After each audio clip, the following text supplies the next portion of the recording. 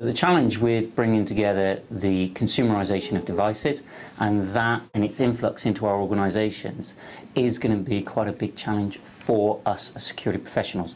The key thing for me is, how do you deal with that information itself?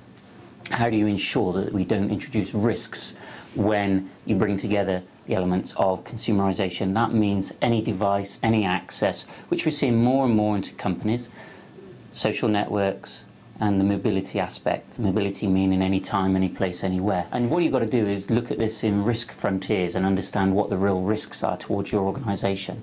It's no good just saying, no, you can't have it. No, you can't enjoy the benefits it brings. But at the same time, you have to control access and control the risk towards organisations. And for me, understanding that risk and what it brings to the organisations is clear. Understand how you're going to deploy the right technologies to secure the infrastructure, understand the right risk frontiers for the applications themselves and the deployment of technologies to support against those applications being exploited, like vulnerabilities at the application layer.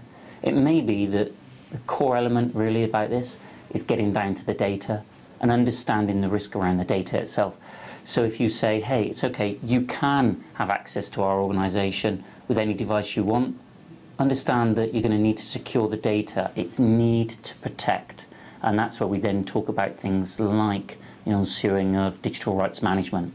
I really don't care about giving people access to social infrastructure, social applications. What I care about is the implications on my business and how you manage that risk and the data and the protection of the data that inadvertently someone may pass on, not deliberately, but they may pass it out there. And what you've got to do is educate as well as put the technologies in. It's an old adage, but people process technology.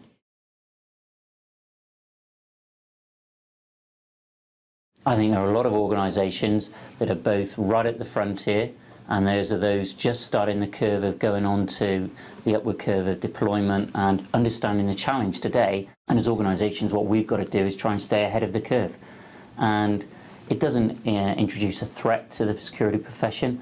What it means is we need to remain fleet of foot. We need to look at what's going on with our organisations and how we're going to deal with it. One thing's sure, everything's going to change. So what you have to do is start to really think about the future.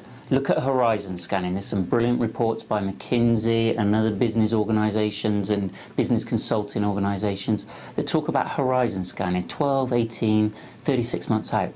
We need to be doing that as security professionals. We need to be thinking about what's coming. Doesn't mean we have to spend a lot of time, but what it does mean is we have to engage looking forwards and looking outwards. Stop navel gazing and looking within your own companies. Look outside. Look at others and what they're doing. Don't just criticise what they're doing and say, oh no, that's no good, why are they doing that?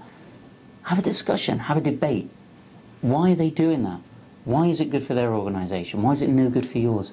But look around at what people are doing and take information in and become learning organisations. As an industry, we have to continue to grow. We have to become and maintain being a learning industry. And that's some way off in my view. We're still a way to go. But I do think we can get there. It's just going to be a bit of hard work and tenacity.